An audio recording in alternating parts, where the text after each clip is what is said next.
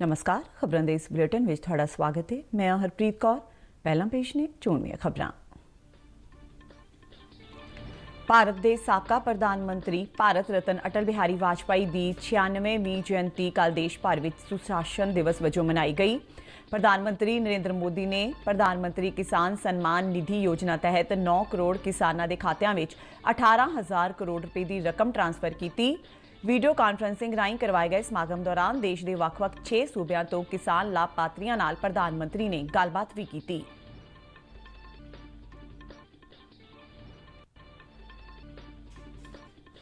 Virtual संबोधन दौरान प्रधानमंत्री नरेंद्र मोदी ने खेती कानूनों के नां ते किसानों को गुमराह करने लई विरोधी पार्टियां ते तिखे वार किए।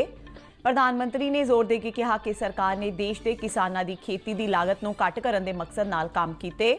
नरेंद्र मोदी ने कहा कि सरकार ने खेती सुधारा राਹੀਂ किसानों को बेहतर बदल दिते।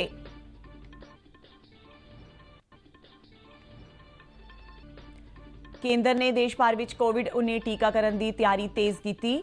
केंद्रीय सेहत मंत्री डॉक्टर हर्षवर्धन ने कहा कि सरकार ने कोविड टीकाकरण लई तरजीही ग्रुपां दे 30 करोड़ लोगों की पछाण की है।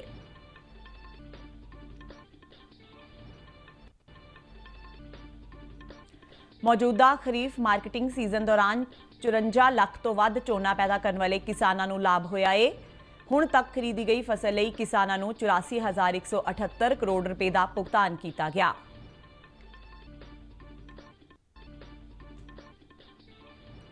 मुख्यमंत्री कैप्टन अमरिंदर सिंह ने अंदोलनकारी किसानों को पंजाब विच मोबाइल टावरां की बिजली सप्लाई कट्टण तो गुरेज करने की अपील की।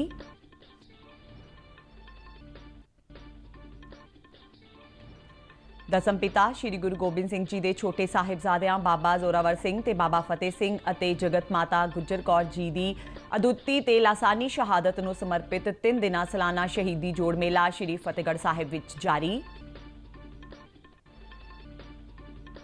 ते भारत अते आस्ट्रेलिया विचाले बॉक्सिंग डे टेस्ट मैलबर्न विच जारी।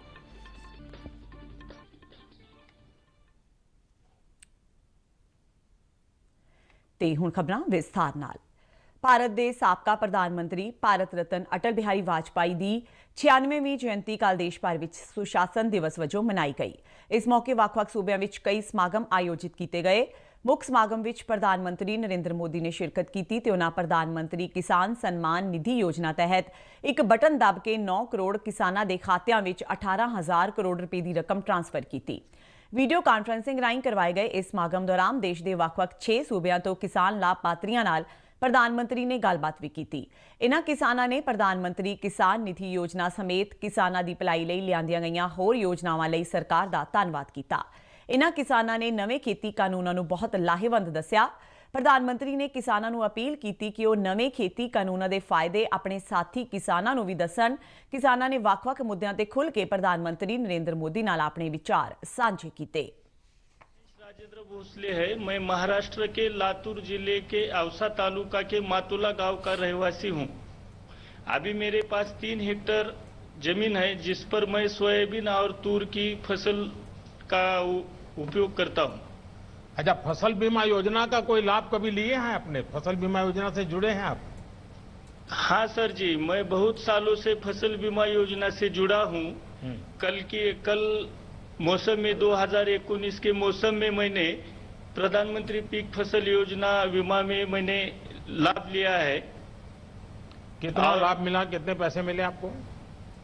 मैंने 2019 को प्रधानमंत्री फसल योजना में 2580 रुपए का प्रीमियम किया था। 54,000 रुपए का राशि मिला है।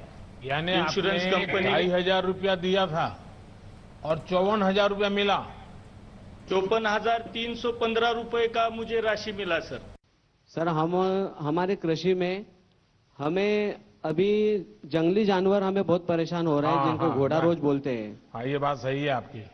तो हमारे किसान लोग बहुत परेशान हैं। मुझे आज एक जगह मिल गई है कि डायरेक्ट मैं आपसे ये बात कर सकूं। ये बात सही है। कई जगह पे ये, जब मैं गुजरात में मुख्यमंत्री था तब भी ये समस्या मेरे सामने आती थी। लेकिन इस देश में अभी जो ये किसान आंदोलन के नाम से बैठे हुए हैं, उन्हीं की विचारधारा के दूसरे लोग एनवायरमेंट के नाम पर आंदोलन चला करके अगर किसी किसान ने किसी पशु को मार दिया तो उसको जेल भिजवा देते हैं यही लोग।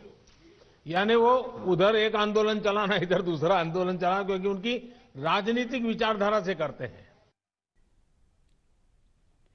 ਦੇਸ਼ ਭਰ ਦੇ ਕਿਸਾਨਾਂ ਨੂੰ ਆਪਣੇ ਵਰਚੁਅਲ ਸੰਬੋਧਨ ਦੌਰਾਨ ਪ੍ਰਧਾਨ ਮੰਤਰੀ ਨਰਿੰਦਰ ਮੋਦੀ ਨੇ ਖੇਤੀ ਕਾਨੂੰਨਾਂ ਦੇ ਨਾਂ ਤੇ ਕਿਸਾਨਾਂ ਨੂੰ ਗੁੰਮਰਾਹ ਕਰਨ ਲਈ ਵਿਰੋਧੀ ਪਾਰਟੀਆਂ ਤੇ ਤਿੱਖੇ ਵਾਰ ਕੀਤੇ। ਉਹਨਾਂ ਕਿਹਾ ਕਿ ਕਈ ਲੋਕ ਇਹਨਾਂ ਕਾਨੂੰਨਾਂ ਬਾਰੇ ਝੂਠ ਤੇ ਅਫਵਾਹਾਂ ਫੈਲਾ ਰਹੇ ਨੇ ਕਿ ਕੰਟਰੈਕਟ ਫਾਰਮਿੰਗ ਨਾਲ ਉਹਨਾਂ ਦੀ ਜ਼ਮੀਨ ਖੁੱਸ ਜਾਏਗੀ।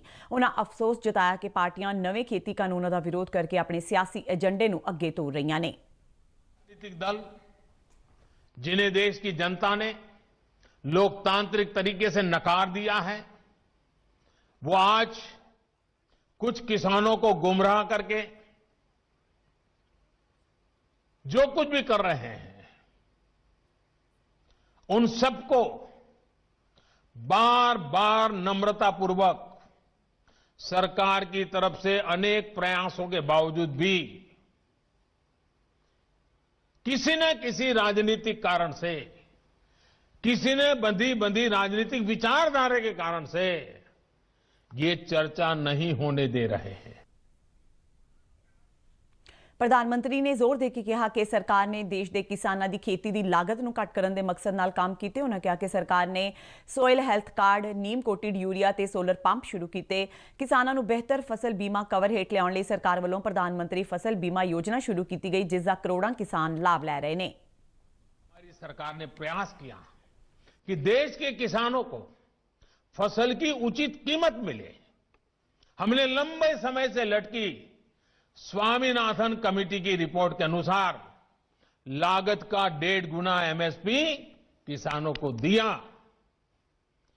पहले कुछ ही फसलों पर एमएसपी मिलती थी। ਕਿਹਾ ਸਰਕਾਰ ਨੇ ਕਿਸਾਨਾਂ ਨੂੰ ਉਹਨਾਂ ਦੀ ਜਿਣਸ ਦਾ ਬਿਹਤਰ ਭਾਅ ਦਿਵਾਉਣ ਲਈ ਸਵਾਮੀਨਾਥਨ ਕਮਿਸ਼ਨ ਦੀ ਰਿਪੋਰਟ ਨੂੰ ਲਾਗੂ ਕਰਦਿਆਂ ਲਾਗਤ ਦਾ 1.5 ਗੁਣਾ ਘੱਟੋ-ਘੱਟ ਸਮਰਥਨ ਮੁੱਲ ਦਿੱਤਾ। ਨਰਿੰਦਰ ਮੋਦੀ ਨੇ ਕਿਹਾ ਕਿ ਸਰਕਾਰ ਨੇ ਖੇਤੀ ਸੁਧਾਰਾਂ ਰਾਹੀਂ ਕਿਸਾਨਾਂ ਨੂੰ ਬਿਹਤਰ ਬਦਲ ਦਿੱਤੇ। ਉਹਨਾਂ ਕਿਹਾ ਸਰਕਾਰ ਪਿੰਡਾਂ ਵਿੱਚ ਕਿਸਾਨਾਂ ਦਾ ਜੀਵਨ ਸੁਖਾਲਾ ਕਰਨ ਲਈ ਲਗਾਤਾਰ ਕੰਮ ਕਰਦੀ ਆ ਰਹੀ ਹੈ, ਪਰ ਜੋ ਅੱਜ ਵੱਡੇ-ਵੱਡੇ ਭਾਸ਼ਣ ਦੇ ਰਹੇ ਨੇ, ਉਹਨਾਂ ਨੇ ਸੱਤਾ ਵਿੱਚ ਰਹਿੰਦਿਆਂ ਕਿਸਾਨਾਂ ਲਈ ਕੁਝ ਨਹੀਂ ਕੀਤਾ।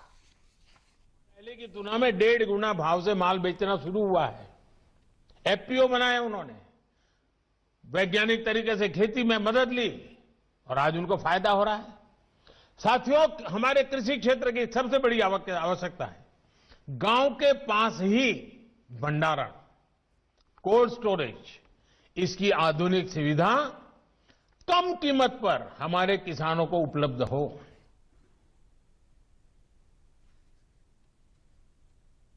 ਕੇਂਦਰ ਨੇ ਕੋਵਿਡ-19 ਮਹਾਮਾਰੀ ਦੇ ਟੀਕੇ ਦੀ ਤਿਆਰੀ ਤੇਜ਼ ਕਰ ਦਿੱਤੀ ਹੈ।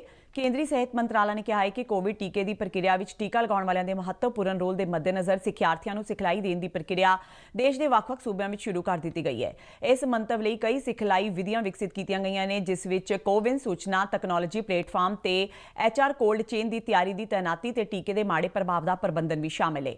ਮੰਤਰਾਲਾ ਨੇ ਕਿਹਾ ਕਿ ਰਾਸ਼ਟਰੀ ਪੱਧਰ ਦੀ ਸਿੱਖਿਆਰਥੀਆਂ ਦੀ ਸਿਖਲਾਈ ਦੌਰਾਨ 2360 ਭਾਗੀਦਾਰਾਂ ਨੂੰ ਸਿਖਲਾਈ ਦਿੱਤੀ ਗਈ ਹੈ, ਜਿਨ੍ਹਾਂ ਵਿੱਚ ਸੂਬਿਆਂ ਦੇ ਟੀਕਾਕਰਨ ਅਧਿਕਾਰੀ, ਕੋਲਡ ਚੇਨ ਅਧਿਕਾਰੀ, IEC ਕਰਮਚਾਰੀ ਤੇ ਵਿਕਾਸ ਭਾਗੀਦਾਰ ਆਦਿ ਸ਼ਾਮਿਲ ਨੇ।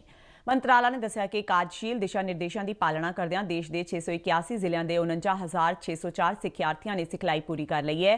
ਕੋਵਿਡ-19 ਬਾਰੇ ਵੈਕਸੀਨ ਪ੍ਰਸ਼ਾਸਨ ਦੇ ਕੌਮੀ ਮਾਹਰ ਗਰੁੱਪ ਨੇ ਟੀਕਾਕਰਨ ਲਈ ਆਬਾਦੀ ਦੇ 3 ਤਰਜੀਹੀ ਗਰੁੱਪਾਂ ਦੀ ਸਿਫਾਰਿਸ਼ ਕੀਤੀ ਹੈ, ਜਿਨ੍ਹਾਂ ਵਿੱਚ ਤਕਰੀਬਨ 1 ਕਰੋੜ ਸਿਹਤ ਸੰਭਾਲ worker, 2 crore front line worker ਤੇ ਤਰਜੀਹੀ ਉਮਰ ਗਰੁੱਪ ਦੇ ਕੋਈ 27 ਕਰੋੜ ਲੋਕ ਸ਼ਾਮਲ ਨੇ। ਕਿਉਂ ਜੋ ਟੀਕੇ ਤਾਪਮਾਨ ਲਈ ਸੰਵੇਦਨਸ਼ੀਲ ਹੁੰਦੇ ਨੇ, ਇਸ ਲਈ ਉਹਨਾਂ ਨੂੰ ਵਿਸ਼ੇਸ਼ ਤਾਪਮਾਨ ਵਿੱਚ ਸਟੋਰ ਕਰਨ ਦੀ ਲੋੜ ਹੁੰਦੀ ਹੈ। ਦੇਸ਼ ਵਿੱਚ ਵੈਕਸੀਨ ਨੂੰ ਸਟੋਰ ਕਰਨ ਲਈ ਕੋਈ 28,947 ਕੋਲਡ ਚੇਨ ਬਿੰਦੂਆਂ ਤੇ 85,634 ਉਪਕਰਨਾਂ ਦੀ ਕੋਲਡ ਚੇਨ ਪ੍ਰਣਾਲੀ ਹੈ, ਜਿਸ ਨੂੰ ਕੋਲਡ ਚੇਨ ਪ੍ਰਸ਼ਾਸਨ ਲਈ ਇਸਤੇਮਾਲ ਕੀਤਾ ਜਾਵੇਗਾ। ਮੌਜੂਦਾ ਕੋਲਡ ਚੇਨ ਕੋਵਿਡ-19 ਟੀਕੇ ਦੀ ਵਾਧੂ ਮਾਤਰਾ ਨੂੰ ਸਟੋਰ ਕਰਨ ਦੇ ਸਮਰੱਥ ਹੈ, ਜੋ ਤਰਜੀਹੀ ਆਬਾਦੀ, ਸਿਹਤ ਸੰਭਾਲ ਕਰਮਚਾਰੀਆਂ ਤੇ ਫਰੰਟਲਾਈਨ ਵਰਕਰਾਂ ਦੇ ਤਰਜੀਹੀ ਗਰੁੱਪਾਂ ਲਈ ਲੋੜੀਂਦੀ ਹੈ। ਕੇਂਦਰ ਨੇ ਕੋਵਿਡ ਟੀਕਾਕਰਨ ਲਈ ਤਰਜੀਹੀ ਸਮੂਹਾਂ ਦੀ ਜਲਦੀ ਪਛਾਣ ਕਰਨ ਤੇ ਟੀਕੇ ਦੀ ਬਰਾਬਰ ਵੰਡ ਦੀ ਵਿਵਸਥਾ ਨੂੰ ਯਕੀਨੀ ਬਣਾਉਣ ਲਈ ਪਿਛਲੇ ਕੁਝ ਮਹੀਨਿਆਂ ਵਿੱਚ ਵਿਆਪਕ ਤਿਆਰੀ ਕੀਤੀ ਹੈ। ਕੇਂਦਰੀ ਸਿਹਤ ਮੰਤਰੀ ਡਾਕਟਰ ਹਰਸ਼ਵਰਧਨ ਨੇ ਕਿਹਾ ਕਿ ਸਰਕਾਰ ਨੇ ਤਰਜੀਹ ਦੇ ਆਧਾਰ ਤੇ ਕੋਵਿਡ ਟੀਕਾਕਰਨ ਲਈ 30 ਕਰੋੜ ਲੋਕਾਂ ਦੀ ਪਛਾਣ ਕੀਤੀ ਹੈ, ਜਿਨ੍ਹਾਂ ਵਿੱਚ ਸਿਹਤ ਕਰਮਚਾਰੀ, ਫਰੰਟ ਲਾਈਨ ਕਰਮਚਾਰੀ ਤੇ ਸਫਾਈ ਕਰਮਚਾਰੀਆਂ ਤੋਂ ਇਲਾਵਾ ਤਰਜੀਹੀ ਉਮਰ ਗਰੁੱਪ ਦੇ ਲੋਕ ਵੀ ਸ਼ਾਮਿਲ ਨੇ। ਮੌਜੂਦਾ ਖਰੀਫ ਮਾਰਕੀਟਿੰਗ ਸੀਜ਼ਨ ਦੌਰਾਨ 54 ਲੱਖ ਤੋਂ ਵੱਧ ਝੋਨਾ ਪੈਦਾ ਕਰਨ ਵਾਲੇ ਕਿਸਾਨਾਂ ਨੂੰ ਲਾਭ ਹੋਇਆ ਹੈ। ਖੇਤੀ ਮੰਤਰਾਲਾ ਨੇ ਕਿਹਾ ਹੈ ਕਿ ਘੱਟੋ-ਘੱਟ ਸਮਰਥਨ ਮੁੱਲ ਨਾਲ ਖਰੀਦੀ ਗਈ ਝੋਨੇ ਦੀ ਫਸਲ ਲਈ 54,78,000 ਕਿਸਾਨਾਂ ਨੂੰ 84,178 ਕਰੋੜ ਰੁਪਏ ਦਾ ਭੁਗਤਾਨ ਕੀਤਾ ਗਿਆ ਹੈ।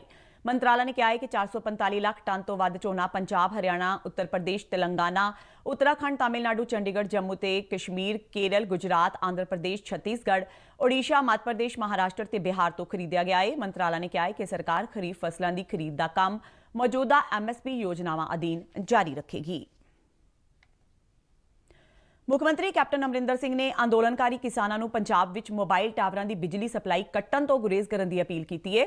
ਚੰਡੀਗੜ੍ਹ ਤੋਂ ਜਾਰੀ ਇੱਕ ਬਿਆਨ ਵਿੱਚ ਉਹਨਾਂ ਕਿਹਾ ਕਿ ਵੱਖ-ਵੱਖ ਥਾਵਾਂ ਤੋਂ ਇਹਨਾਂ ਟਾਵਰਾਂ ਦੀ ਬਿਜਲੀ ਸਪਲਾਈ ਕੱਟਣ ਦੀਆਂ ਰਿਪੋਰਟਾਂ ਮਿਲ ਰਹੀਆਂ ਨੇ ਤੇ ਇਸ ਨਾਲ ਲੋਕਾਂ ਨੂੰ ਭਾਰੀ ਅਸੁਵਿਧਾ ਪੈਦਾ ਹੋ ਰਹੀ ਹੈ। ਮੁੱਖ ਮੰਤਰੀ ਨੇ ਅੰਦੋਲਨਕਾਰੀਆਂ ਨੂੰ ਪਹਿਲਾਂ ਵਾਂਗ ਸੰਜਮ ਬਣਾਏ ਰੱਖਣ ਲਈ ਆਖਿਆ। ਮੁੱਖ ਮੰਤਰੀ ਨੇ ਕਿਹਾ ਕਿ ਕੋਵਿਡ ਮਹਾਮਾਰੀ ਦੇ ਇਸ ਦੌਰ ਵਿੱਚ ਦੂਰ ਸੰਚਾਰ ਸੇਵਾਵਾਂ ਲੋਕਾਂ ਲਈ ਬਹੁਤ ਮਹੱਤਵਪੂਰਨ ਨੇ। ਉਹਨਾਂ ਕਿਹਾ ਕਿ ਜਬਰੀ ਬਿਜਲੀ ਕੱਟਣ ਤੇ ਟੈਲੀਕਾਮ ਸੇਵਾਵਾਂ ਦੇਣ ਵਾਲੇ ਮੁਲਾਜ਼ਮਾਂ ਜਾਂ ਤਕਨੀਕੀ ਕਰਮਚਾਰੀਆਂ ਨਾਲ ਹੱਥੋਂ-ਪਾਈ ਹੋਣਾ ਅਤੇ ਕਾਨੂੰਨ ਨੂੰ ਆਪਣੇ ਹੱਥਾਂ ਵਿੱਚ ਲੈਣਾ ਪੰਜਾਬ ਦੇ ਹਿੱਤ ਵਿੱਚ ਨਹੀਂ ਹੈ। ਕੈਪਟਨ ਅਮਰਿੰਦਰ ਸਿੰਘ ਨੇ ਜ਼ੋਰ ਦੇ ਕੇ ਕਿਹਾ ਕਿ ਪੰਜਾਬ ਦੇ ਲੋਕ ਖੇਤੀ ਕਾਨੂੰਨਾਂ ਵਿਰੁੱਧ ਲੜਾਈ ਵਿੱਚ ਕਿਸਾਨਾਂ ਦੇ ਨਾਲ ਖੜੇ ਨੇ ਤੇ ਅੱਗੋਂ ਵੀ ਖੜੇ ਰਹਿਣਗੇ, ਪਰ ਕਿਸਾਨਾਂ ਨੂੰ ਵੀ ਜ਼ਿੰਮੇਵਾਰੀ ਦਿਖਾਉਂਦਿਆਂ ਇਹ ਯਕੀਨੀ ਬਣਾਉਣਾ ਚਾਹੀਦਾ ਹੈ ਕਿ ਇਨਸਾਫ ਦੀ ਲੜਾਈ ਦੌਰਾਨ ਲੋਕਾਂ ਨੂੰ ਕੋਈ ਮੁਸ਼ਕਿਲ ਪੇਸ਼ ਨਾ ਆਵੇ। ਸਾਡੇ ਸਮਾਜ ਵਿੱਚ ਕਈ ਲੋਕ ਅਜਿਹੇ ਨੇ ਜੋ ਚੰਗੇ ਕੰਮ ਕਰਕੇ ਦੂਸਰੇ ਲੋਕਾਂ ਲਈ ਮਿਸਾਲ ਪੇਸ਼ ਕਰਦੇ ਨੇ, ਜਿਸ ਨਾਲ ਹੋਰਨਾਂ ਨੂੰ ਵੀ ਚੰਗਾ ਕੰਮ ਕਰਨ ਦੀ ਪ੍ਰੇਰਣਾ ਮਿਲਦੀ ਹੈ। ਸਵੱਛ ਭਾਰਤ ਅਭਿਆਨ ਤੋਂ ਪ੍ਰਭਾਵਿਤ ਹੋ ਕੇ ਫਾਜ਼ਿਲਕਾ ਸ਼ਹਿਰ ਦੀ ਇੱਕ ਮਹਿਲਾ ਨੇ ਰਸੋਈ ਦੇ ਕੂੜੇ ਤੇ ਘਰ ਵਿੱਚ ਇਕੱਠੇ ਹੋਏ ਕਬਾੜ ਦਾ ਬਿਹਤਰੀਨ ਇਸਤੇਮਾਲ ਕਰਕੇ ਜਿੱਥੇ ਵਾਤਾਵਰਣ ਨੂੰ ਸ਼ੁੱਧ ਬਣਾਉਣ ਵਿੱਚ ਅਹਿਮ ਯੋਗਦਾਨ ਪਾਇਆ, ਉੱਥੇ ਘਰ ਵਾਸਤੇ ਵੱਖ-ਵੱਖ ਤਰ੍ਹਾਂ ਦੀਆਂ ਸਬਜ਼ੀਆਂ ਵੀ ਉਪਲਬਧ ਕਰਵਾਈਆਂ। ਫਾਜ਼ਿਲਕਾ ਦੇ ਅਸ਼ੋਕਾ ਵਿਹਾਰ ਦੀ ਮਹਿਲਾ ਚੰਚਲ ਸੁਰਭੀ ਨਾਗਪਾਲ ਨੂੰ 3 ਸਾਲ ਪਹਿਲਾਂ ਕਬਾੜ ਤੇ ਕੂੜੇ ਦਾ ਇਸਤੇਮਾਲ ਕਰਕੇ ਘਰ ਵਿੱਚ ਸਬਜ਼ੀਆਂ ਉਗਾਉਣ ਦਾ ਸ਼ੌਕ ਪੈਦਾ ਹੋਇਆ ਤੇ ਵੇਖਦਿਆਂ ਹੀ ਵੇਖਦਿਆਂ ਉਸਨੇ ਆਪਣੇ ਘਰ ਨੂੰ ਕੂੜਾ ਮੁਕਤ ਖੂਬਸੂਰਤ ਬਗੀਚੀ ਦਾ ਰੂਪ ਦੇ ਦਿੱਤਾ। ਚੰਚਲ ਸੁਰਭੀ ਨਾਗਪਾਲ ਦੀ ਘਰ ਦੀ ਛੱਤ ਤੇ ਪਏ ਇਹ ਪੌਦੇ ਤੇ ਗਮਲੇ ਕਿਤੋਂ ਖਰੀਦੇ ਨਹੀਂ ਗਏ, ਸਗੋਂ ਕਬਾੜ ਦਾ ਇਸਤੇਮਾਲ ਕਰਕੇ ਇਹਨਾਂ ਨੂੰ ਇਸ ਤਰ੍ਹਾਂ ਸੁੰਦਰ ਰੂਪ ਦਿੱਤਾ ਗਿਆ ਜਿਸ ਨਾਲ ਸਾਰਾ ਘਰ ਖੂਬਸੂਰਤ ਤੇ ਹਰਿਆ ਭਰਿਆ ਲੱਗਦਾ ਹੈ। ਚੰਚਲ ਨੇ ਰਸੋਈ ਵਿੱਚ ਪੈਦਾ ਹੋਣ ਵਾਲੇ ਕੂੜੇ ਤੋਂ ਖਾਦ ਪੈਦਾ ਕਰਕੇ ਇਹਨਾਂ ਵਿੱਚ ਬੂਟਿਆਂ ਵਿੱਚ ਇਸਤੇਮਾਲ ਕੀਤੀ। ਉਸਨੇ ਫਲਸ਼ ਦੀ ਟੈਂਕੀ, ਪਾਣੀ ਪੀਣ ਵਾਲੀ ਟੈਂਕੀ, ਡਰਮ, ਟੁੱਟੇ ਹੋਏ ਕੈਨ ਆਦਿ ਹਰ ਤਰ੍ਹਾਂ ਦੇ ਕਬਾੜ ਦੀ ਚੀਜ਼ ਦਾ ਇਸਤੇਮਾਲ ਕੀਤਾ ਤੇ 3 ਸਾਲਾਂ ਦੀ ਮਿਹਨਤ ਤੋਂ ਬਾਅਦ ਉਸਦਾ ਘਰ ਇੱਕ ਖੂਬਸੂਰਤ ਬਗੀਚੀ ਵਿੱਚ ਬਦਲ ਗਿਆ। ਉਸਨੇ ਆਪਣੇ ਘਰ ਵਿੱਚ ਮੂਲੀ, ਮਿਰਚ, ਗਾਜਰ, ਸ਼ਲਗਮ ਸਮੇਤ ਹੋਰ ਕਈ ਤਰ੍ਹਾਂ ਦੀਆਂ ਸਬਜ਼ੀਆਂ ਉਗਾਈਆਂ ਨੇ, ਜਿਨ੍ਹਾਂ ਵਿੱਚ ਜੈਵਿਕ ਖਾਦ ਹੀ ਇਸਤੇਮਾਲ ਕੀਤੀ ਗਈ ਹੈ। ਚੰਚਲ ਸੁਰਭੀ ਨਾਗਪਾਲ ਅੱਜ ਫਾਜ਼ਿਲਕਾ ਹੀ ਨਹੀਂ ਸਗੋਂ ਸਮੁੱਚੇ ਪੰਜਾਬ ਦੇ ਲੋਕਾਂ ਲਈ ਇੱਕ ਮਿਸਾਲ ਬਣ ਗਈ ਹੈ ਤੇ ਲੋਕ ਬੜੇ ਸ਼ੌਕ ਨਾਲ ਉਸ ਦੀ ਬਗੀਚੀ ਦੇਖਣ ਆਉਂਦੇ ਨੇ। ਇਹ ਜਿਹੜੀ ਬਗੀਚੀ ਹੈ ਮੈਨੂੰ ਇਹਨੂੰ ਬਣਾਉਣ 'ਚ 3 ਤੋਂ 4 ਸਾਲ ਦਾ ਟਾਈਮ ਲੱਗਿਆ। ਅੱਜ ਜੋ ਤੁਸੀਂ ਦੇਖ ਰਹੇ ਹੋ ਇਹ ਅੱਜ ਦੀ ਦਿਨ ਤਾਂ ਨਹੀਂ ਹੈਗੀ, ਲੇਕਿਨ ਇਹ ਜਿਹੜਾ ਗ੍ਰੀਨਰੀ ਦਾ ਸ਼ੌਂਕ ਹੈ ਨਾ, ਇਹ ਮੇਰਾ ਬਚਪਨ ਦੀ ਹੌਬੀ ਹੈ। ਹੌਬੀ ਜਿਹੜੀ ਹੈ ਉਹ ਦਸਮ ਪਿਤਾ ਸ਼੍ਰੀ ਗੁਰੂ ਗੋਬਿੰਦ ਸਿੰਘ ਜੀ ਦੇ ਛੋਟੇ ਸਾਹਿਬਜ਼ਾਦਿਆਂ ਬਾਬਾ ਜ਼ੋਰਾਵਰ ਸਿੰਘ ਤੇ ਬਾਬਾ ਫਤਿਹ ਸਿੰਘ ਅਤੇ ਜਗਤ ਮਾਤਾ ਗੁਜਰ ਕੌਰ ਜੀ ਦੀ ਅਦੁੱਤੀ ਤੇ ਲਾਸਾਨੀ ਸ਼ਹਾਦਤ ਨੂੰ ਸਮਰਪਿਤ 3 ਦਿਨਾਂ ਸਾਲਾਨਾ ਸ਼ਹੀਦੀ ਜੋੜ ਮੇਲਾ ਕੱਲ੍ਹ ਤੋਂ ਸ਼੍ਰੀ ਫਤਿਹਗੜ੍ਹ ਸਾਹਿਬ ਵਿਖੇ ਆਰੰਭ ਹੋਇਆ। ਕੱਲ੍ਹ ਸਵੇਰ ਤੋਂ ਹੀ ਗੁਰਦੁਆਰਾ ਸ਼੍ਰੀ ਫਤਿਹਗੜ੍ਹ ਸਾਹਿਬ ਵਿਖੇ ਭਾਰੀ ਗਿਣਤੀ ਵਿੱਚ ਸੰਗਤਾਂ ਦਾ ਆਉਣਾ ਸ਼ੁਰੂ ਹੋ ਗਿਆ। ਸ਼ਹੀਦੀ ਜੋੜ ਮੇਲੇ ਨੂੰ ਮੁੱਖ ਰੱਖਦਿਆਂ ਸੰਗਤਾਂ ਦੀ ਸਹੂਲਤ ਲਈ SGPC ਤੇ ਜ਼ਿਲ੍ਹਾ ਪ੍ਰਸ਼ਾਸਨ ਵੱਲੋਂ ਢੁਕਵੇਂ ਪ੍ਰਬੰਧ ਕੀਤੇ ਗਏ ਸਨ। ਸੰਗਤਾਂ ਗੁਰਦੁਆਰਾ ਸ਼੍ਰੀ ਫਤਿਹਗੜ੍ਹ ਸਾਹਿਬ ਵਿਖੇ ਨਤਮਸਤਕ ਹੋਈਆਂ। ਗੁਰਦੁਆਰਾ ਜੋਤੀ ਸਰੂਪ ਸਾਹਿਬ ਵਿਖੇ ਸ਼੍ਰੀ ਅਖੰਡ ਪਾਠ ਸਾਹਿਬ ਦੀ ਆਰੰਭਤਾ ਹੋਈ। ਸ਼ਹੀਦੀ ਜੋੜ ਮੇਲੇ ਦੇ ਅੱਜ ਦੂਜੇ ਦਿਨ ਸਿੱਖ ਇਸਤਰੀ ਸੰਮੇਲਨ ਹੋਵੇਗਾ, ਭਲਕੇ ਅੰਤਿਮ ਦਿਨ ਗੁਰਦੁਆਰਾ ਸ਼੍ਰੀ ਫਤਿਹਗੜ੍ਹ ਸਾਹਿਬ ਤੋਂ ਵਿਸ਼ਾਲ ਨਗਰ ਕੀਰਤਨ ਸਜਾਇਆ ਜਾਵੇਗਾ, ਜਿਸ ਦੀ ਸਮਾਪਤੀ ਗੁਰਦੁਆਰਾ ਜੋਤੀ ਸਰੂਪ ਸਾਹਿਬ ਵਿਖੇ ਹੋਵੇਗੀ। ਧਰਤੀ ਤੇ ਸ਼ਾਂਤੀ ਟਰਸਟ ਵੱਲੋਂ ਕੱਲ੍ਹ ਕ੍ਰਿਸਮਸ ਦੇ ਸ਼ੁਭ ਦਿਹਾੜੇ ਮੌਕੇ ਜਲੰਧਰ ਨੇੜੇ ਪੈਂਦੇ ਬਿਆਸ ਪਿੰਡ ਵਿਖੇ ਆਤਮਿਕ ਜਾਗਰਤੀ ਸ਼ਾਂਤੀ ਸੰਮੇਲਨ ਕਰਵਾਇਆ ਗਿਆ। ਟਰਸਟ ਦੇ ਮੁਖੀ ਡਾਕਟਰ ਸੰਤ ਸੁੰਦਰ ਲਾਲ ਨੇ ਪਰਮੇਸ਼ਰ ਦਾ ਧੰਨਵਾਦ ਕਰਦੇ ਹੋਏ ਕ੍ਰਿਸਮਸ ਦੀ ਵਧਾਈ ਦਿੱਤੀ ਤੇ ਇਕੱਠ ਨੂੰ ਸੰਬੋਧਨ ਕਰਦਿਆਂ ਕਿਹਾ ਕਿ ਪ੍ਰਭੂ ਯਿਸੂ ਨੇ ਸਮਾਜ ਨੂੰ ਮਨੁੱਖਤਾ, ਭਾਈਚਾਰਾ ਤੇ ਦਇਆ ਦਾ ਸੁਨੇਹਾ ਦਿੱਤਾ ਤੇ ਸਾਨੂੰ ਸਾਰਿਆਂ ਨੂੰ ਉਹਨਾਂ ਦੇ ਦਿਖਾਏ ਮਾਰਗ ਤੇ ਚੱਲਣਾ ਚਾਹੀਦਾ ਹੈ। ਉਹਨਾਂ ਲੋਕਾਂ ਨੂੰ ਮਨੁੱਖਤਾ ਦੀ ਭਲਾਈ ਲਈ ਕੰਮ ਕਰਨ ਤੇ ਸਾਰਿਆਂ ਵਾਸਤੇ ਕਰੁਣਾ ਭਾਵਨਾ ਰੱਖਣ ਦੀ ਅਪੀਲ ਕੀਤੀ। ਕੱਲ੍ਹ ਦੇ ਸਮਾਗਮ ਦੌਰਾਨ ਵਿਸ਼ਵ ਵਿੱਚ ਸ਼ਾਂਤੀ ਤੇ ਖੁਸ਼ਹਾਲੀ ਲਈ ਵਿਸ਼ੇਸ਼ ਪ੍ਰਾਰਥਨਾਵਾਂ ਕੀਤੀਆਂ ਗਈਆਂ। ਸੰਤ ਰਾਮ ਲਾਲ ਸਮੇਤ ਪ੍ਰਭੂ ਪ੍ਰੇਮੀਆਂ ਨੇ ਭਜਨ ਗਾ ਕੇ ਸੰਗਤਾਂ ਨੂੰ ਨਿਹਾਲ ਕੀਤਾ। ਦ ਓਪਨ ਡੋਰ ਚਰਚ ਖੋਜੇਵਾਲਾ ਵਿਖੇ ਵੀ ਪ੍ਰਭੂ ਯਿਸੂ ਮਸੀਹ ਦੇ ਜਨਮ ਦਿਨ ਕ੍ਰਿਸਮਸ ਨੂੰ ਪੂਰੀ ਧਾਰਮਿਕ ਸ਼ਰਧਾ ਤੇ ਜੋਸ਼ੋ ਖਰੋਸ਼ ਨਾਲ ਮਨਾਇਆ ਗਿਆ। ਵੱਡੀ ਗਿਣਤੀ ਵਿੱਚ ਲੋਕਾਂ ਨੇ ਇੱਥੇ ਪਹੁੰਚ ਕੇ ਹਾਜ਼ਰੀ ਲਗਵਾਈ। ਪਾਸਟਰ ਹਰਪ੍ਰੀਤ ਦਿਓਲ ਨੇ ਆਈਆਂ ਸੰਗਤਾਂ ਨੂੰ ਪ੍ਰਭੂ ਯਿਸੂ ਦੇ ਪ੍ਰਵਚਨਾਂ ਦੁਆਰਾ ਨਿਹਾਲ ਕੀਤਾ। ਸਮਾਗਮ ਵਿੱਚ ਕਈ ਧਾਰਮਿਕ, ਸਿਆਸੀ ਤੇ ਸਮਾਜ ਸੇਵੀ ਜਥੇਬੰਦੀਆਂ ਨੇ ਵੀ ਸ਼ਿਰਕਤ ਕੀਤੀ। ਭਾਰਤ ਅਤੇ ਆਸਟ੍ਰੇਲੀਆ ਵਿਚਾਲੇ ਖੇਡੀ ਜਾ ਰਹੀ 4 ਮੈਚਾਂ ਦੀ ਦਿਨ ਰਾਤ ਦੀ ਟੈਸਟ ਲੜੀ ਦਾ ਦੂਜਾ ਮੈਚ ਮੈਲਬਰਨ ਵਿੱਚ ਖੇਡਿਆ ਜਾ ਰਿਹਾ ਹੈ। ਕ੍ਰਿਸਮਸ ਦੇ ਤਿਉਹਾਰ ਤੋਂ ਦੂਜੇ ਦਿਨ ਖੇਡੇ ਜਾਣ ਵਾਲੇ ਟੈਸਟ ਨੂੰ ਬਾਕਸਿੰਗ ਡੇ ਟੈਸਟ ਦੇ ਨਾਂ ਨਾਲ ਵੀ ਜਾਣਿਆ ਜਾਂਦਾ ਹੈ। ਆਸਟ੍ਰੇਲੀਆ ਨੇ ਟਾਸ ਜਿੱਤਣ ਉਪਰੰਤ ਪਹਿਲਾਂ ਬੱਲੇਬਾਜ਼ੀ ਕਰਦਿਆਂ 3 ਵਿਕਟਾਂ ਤੇ 65 ਦੌੜਾਂ ਬਣਾ ਲਈਆਂ ਸਨ। ਇਸ ਲੜੀ ਦਾ ਪਹਿਲਾ ਮੈਚ ਜਿੱਤ ਕੇ ਆਸਟ੍ਰੇਲੀਆ ਭਾਰਤ ਤੋਂ 1-0 ਨਾਲ ਅੱਗੇ ਹੈ। ਭਾਰਤ ਵੱਲੋਂ ਇਸ ਮੈਚ ਵਿੱਚ ਮੁਹੰਮਦ ਸਿਰਾਜ, ਰਿਸ਼ਭ ਪੰਤ ਤੇ ਆਲਰਾਊਂਡਰ ਰਵਿੰਦਰ ਜਡੇਜਾ ਨੂੰ ਸ਼ਾਮਿਲ ਕੀਤਾ ਗਿਆ, ਜਦਕਿ ਟੀਮ ਦੇ ਨਿਯਮਿਤ ਕੈਪਟਨ ਵਿਰਾਟ ਕੋਹਲੀ ਦੀ ਗੈਰ ਹਾਜ਼ਰੀ ਵਿੱਚ ਅਜਿੰਕਿਆ ਰਹਾਣੇ ਟੀਮ ਦੀ ਅਗਵਾਈ ਕਰ ਰਹੇ ਨੇ। ਤੇ ਇਸ ਦੇ ਨਾਲ ਹੀ ਖਬਰਾਂ ਦਾ ਇਹ ਬੁਲੇਟਿਨ ਖਤਮ ਹੁੰਦਾ ਹੈ। ਆਗਿਆ ਦਿਓ, ਨਮਸਕਾਰ।